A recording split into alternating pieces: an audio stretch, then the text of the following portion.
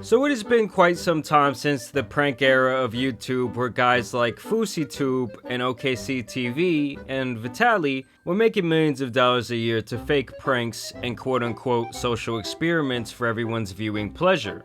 Yeah, that's my car. Why? Well, I might be able to go out to dinner with You you. might? Bar down the street if you want to go. Oh, now you want to. Too bad. I don't like gold diggers. And back then, these guys were some of the biggest on the platform, going on tours, getting movie deals, and in general living very extravagant lives. I think I remember Fousey specifically paying like $20,000 a month for an LA apartment where he was just losing his mind. Now eventually we saw many of them have their own individual downfalls, but I do have to say, at least in the process of making these fake pranks, they weren't actually really hurting anyone besides, I guess you could say they were being deceitful towards their audience. Hey, I'm Shane Barbera. I was in FouseyTube's Uber prank. It's fake. But nowadays, damn near half the stuff you see online is staged for clicks anyway, and the other half of the pranks are really just bad. That brings me to my main feature of today's video, a teenager who goes by Mizzy, who has been going viral across social media for the last couple of weeks. In his case, these quote-unquote pranks he's making are real, and I wouldn't even call them pranks because it's just general public harassment. For example, the first time he went viral, it was for walking into a stranger's house unannounced during the middle of the day. James, come to the front door right now, please. James? James? Hi. You man, come. Hello, James. We need to speak to James. James. Hi. Hi. James. Is this Right, where the let's study go group is? No. No. What door number is this? No. Study group. 5:30. Come on. Come on. Come on, guys. Come on. I'm sorry. Wait, this is not where the study group is? got kids, man. Oh, you got kids? Oh, sorry.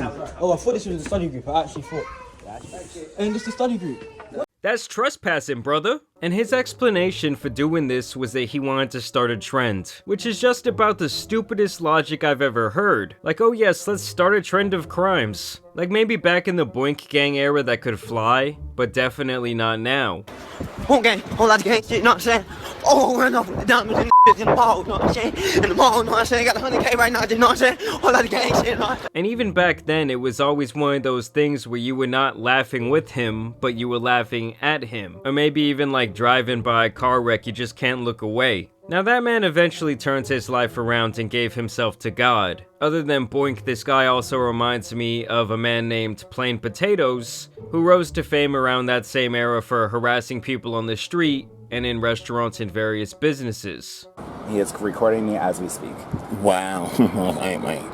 Sir, why do you have... I don't know. Can you please send someone out here? What is that on your collar? What were you eating? Powdered donuts?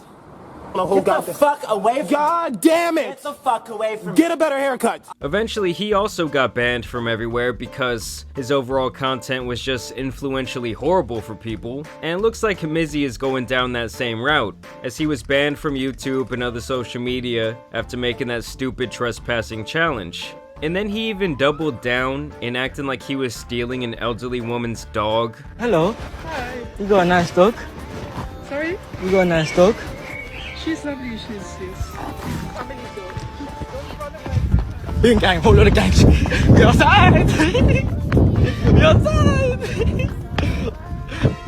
Now I don't think any of this is going to help him in the future. Like when people see his face, they'll remember the things he did. Just like people will remember your beautiful face if you check out today's video sponsor Teach Hanley. You guys already know my longtime friends over at Teach Hanley. They're the best skincare system for men on the market. And if you were anything like me before I started using their level 1 system, you're gonna need them in your life. Because before I was really not taking care of my skin at all, and it was really starting to show. My forehead was going to be looking like faults in the earth's crust by the time I hit 30.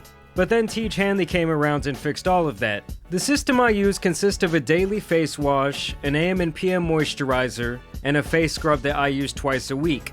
It literally takes me around 1 minute in the morning and 1 minute at night to take care of my skin. Teach Hanley members get 20% off the retail price, free shipping within the US, and you can customize your box or cancel your subscription whenever you want. And today when you sign up, T. Chanley is giving my audience 30% off your first box, as well as a free gift with said purchase. So don't wait, click that link in the pinned comment or at the top of the description and get started on your skincare journey today. And the thing is, with this type of content, I'm sure you always feel like you need to raise the bar so your inner Clout demon can once again be tamed for a millisecond of time before you get banned. And so Mizzy felt the need to keep upping the ante, and this dude actually went on to hijack a train. I'm serious. How is that just... Hey, what? How did you get in there? Hey, let me get in here. You outside! Hey, the man in the street! We outside!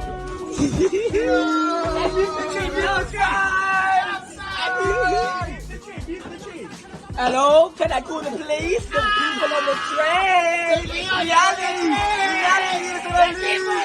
So then Mizzy, which is a stupid name by the way, went to British prison for a couple of days, eating tea and crumpets and shit, and he of course flexed that sentencing as well as a badge of honor for being the menace to society that he is. We outside!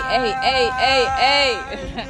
Apparently the laws across the pond are pretty lax, and the people must be as well, because if you run up in someone's house here in America, you might be me and Harambe that day. Understand that this guy has been up to these types of antics trying to get famous for quite some time, and he's not making money from doing so, and he's really not gaining any fame. In fact, he's spending his 15 seconds of fame broke with everyone just pointing and laughing at him. He actually ended up on Piers Morgan's show, and it was just about as pointless as you would imagine it could be. He was completely unremorseful for his actions, and continued on with this little facade like he's the most confident guy in the world, when really he's just a sad little clown crying for attention. Curious about what has been motivating you to terrorize the people around where you live? Why do it? I wouldn't really call it terrorizing, I would just call it more having fun. I'm not blaming it on no one else. I mean, you break into a house with a woman and a husband and two young kids. I went into the house on my own accord. No, I'm just saying, okay, you went through their door, right? But it's not your house. You're not supposed to be in there. Oh, no shit. You are causing a lot of alarm to that poor woman and to her children who are in the house. You then terrorize this poor elderly woman and take her dog away and traumatize her. Not necessarily, but you could say that this whole public outroar just makes me laugh because people are getting hurt over something that didn't happen to them. And the thing is, back in the day, they would have just locked this type of person up in a mental hospital. But nowadays, we're supposed to take this more lightly because in his words, he's doing this in the name of being a prankster. He reminds me of that other fool from the sandwich shop who thought that destroying the place he worked on camera would get the attention of Meek Mill and get him signed to a record deal. This Subway shit. All of this Subway shit, bro. At Meek Mill, man. Let them know I'm trying to sign the Dream Chasers, bro. I mean, the fact that there are even people out there whose brains follow these paths of logic and reasoning is astonishing to me. He even tries to pull the race card during this interview. They're trying to get onto you because I'm black. Because I guarantee if because you're black? Person, yeah, I guarantee if I don't give a damn about your skin colour. Really? No.